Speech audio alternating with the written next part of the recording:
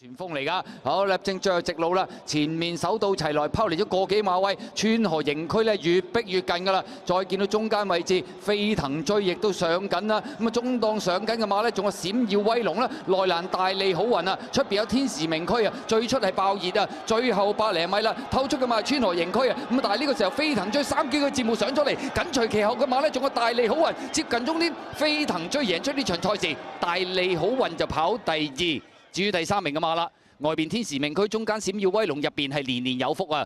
結果今場賽事咁啊，呢隻飛騰追咁啊順利衝過終點先啦，大利好運好後追上嚟㗎。第3名外邊天時明區，咁啊至於第4名要影啦，中間有閃耀威龍，入邊係年年有福。